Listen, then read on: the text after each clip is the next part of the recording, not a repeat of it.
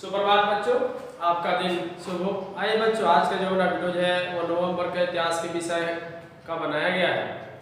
बच्चों आज जो है आप लोग कुछ महत्वपूर्ण जानकारियां देने वाले हैं, कुछ महत्वपूर्ण सूचना भी है आप लोगों के लिए।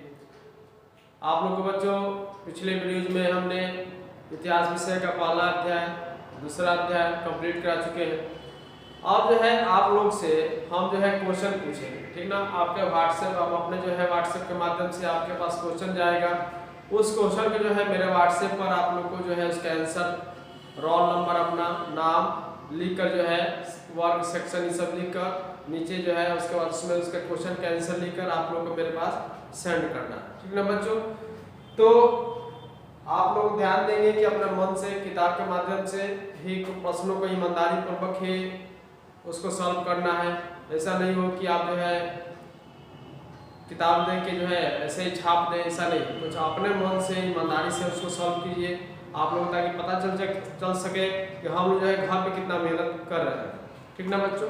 तो आज मेरा टॉपिक है फ्रांस की क्रांति। फ्रांस की क्रांति पर थोड़ा सा हम लोग चर्चाएं करेंगे, मौखिक चर्चाएं होगी और जो है आप लोग इसे घर पे पढ़ेंगे और समझने का प्रयास करेंगे। तो फ्रांस की क्रांति में बच्चों, ये फ्रांस की क्रांति जो थी एक पुरातन व्यवस्था पर आधारित था। पुरातन व्यवस्था कहते हैं किसे हैं, तो 1789 ईस्वी में की क्रांति के पूर्व की राजनीतिक, सामाजिक एवं आर्थिक व्यवस्थाओं को पुरातन व्यवस्था के नाम से जाना जाता है। अर्थात उस समय जो है फ्रांस के परंपरागत मूल्यों का शोषण था, ठीक ना। लंबे समय से चली आ रही प्रथाओं का गुट हो रहा था। वहाँ का जो राजा था लुई 16वां, वो जो है निरंकुश व्यवस्था पर आधारित हो गया था। वो जो जनता पर ध्यान नहीं देता था, चारों तरफ अराजकता फैला हुआ था, ठीक ना। तो फ्रांस की क्रांति जो है उसको हम लोग कह सकते हैं कि निरंकुश शासन व्यवस्था, ठीक ना, स्वतंत्रता का अभाव, ठीक ना, और शासन व्यवस्था के दोष, सामाजिक जीवन भी इसमें अस्त व्यस्त हो गई थी। तो इस तरह से हम देखते हैं कि फ्रांस की क्रांति एक मनोवैज्ञानिक दृष्टि से भी होना जरूरी था। तो फ्रांस की क्रांति में जो लुई 16वां थे वह निरंकुश शासन व्यवस्थावादी थे। वह जो थे अपने प्रजा पर ध्यान नहीं देते थे। उनकी जो रानी थी अनंतवेता जो थे वह पोप और पादरियों के कहने पर चलती थी, जो वह मार्गदर्शक जो बन जाते थे, जिस तरह से मार्ग दिखाते थे उसी प्रकार वह जो उनके कहने पर कार्य करती थी। तो इस प्रकार अपने प्रजा पर ध्यान न देकर उनका शोषण करती थी। खुले दरबारों में चली जाती थी और स्वयं राजा के बगल में बैठकर राजा से पहले ही अपने हुक्म का जो है दीदार कराने लगती थी। अपने हुक्म के बारे में उसमें जो है लोगों को अपने हुक्म से अवगत कराने लगती थी और जो है किसी भी राशि ठाट बाट में या राशि कार्यों में हस्तक्षेप किया करती थी।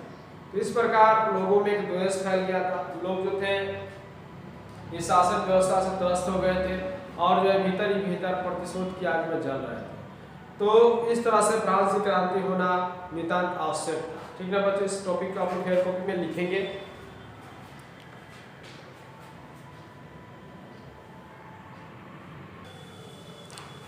चलिए बच्चों, तो इस पॉइंट को आप लोग लिख लेंगे कि फ्रांस की क्रांति में, फ्रांस की क्रांति जो है के होने के मुख्य कारण क्या थे। तो पहला था निरंकुश शासन व्यवस्था, दूसरा था मध्यम वर्ग का उदय, तीसरा था आयोग के शासन, चौथा था दार्शनिक उपस्थिति। चारों पॉइंट को आप लोग अपने फेयर कॉपी में लिखेंगे और उसको जो है टॉपिक को किताब के माध्यम से मिलाकर पढ़ने की कोशिश करेंगे। मान लीजिए कहते हैं कि फ्रांस की क्रांति विश्व इतिहास की युगांतकारी घटनाओं में से एक थी। यह क्रांति घटनाओं की लंबी श्रृंखला थी। इसकी शुरुआत 5 मई 1789 को स्टेट जनरल की बैठक बुलाए जाने के बाद हुई। इसके बाद कई घटनाएं एक के बाद एक घटी। 20 जून 1789 को टेनिस कोर्ट में तृतीय स्टेट की बैठक राष्ट्रीय सभा का गठन हुआ। 14 जुलाई 1789 को बास्तिल के किले को ध्वस्त किया गया। 30 सितंबर 1791 को राष्ट्रीय सभा के विघटन के बाद व्यवस्थापिका के सत्ता जो है हाथों में चली आई। तो इस प्रकार अनेक प्रकार की घटनाएं घटी। तो बच्चों ये सारी चीज़ों को आप लोग जो है फेयर कॉपी में लिखेंगे और लिखने के बाद जो है इसे पढ़ने की कोशिश करेंगे, ठीक ना बच्चों। और आप लोगों से हमारी आशाएं और उम्मीदें जो है बंधी हुई है। आप लोगों से हम उम्मीद करते हैं घरों पे अच्छे ढंग से आप पढ़ रहे होंगे। आज जो बच्चों आपका जो फ्रांस की क्रांति के बारे में, जो भी आर्यों के शासक के बारे में हमने बताया है, वह उसको जो है आप लोग घर पर निश्चित रूप से पढ़ेंगे। और जो है आज आप लोग के व्हाट्सएप पर एक क्वेश्चन जाएगा।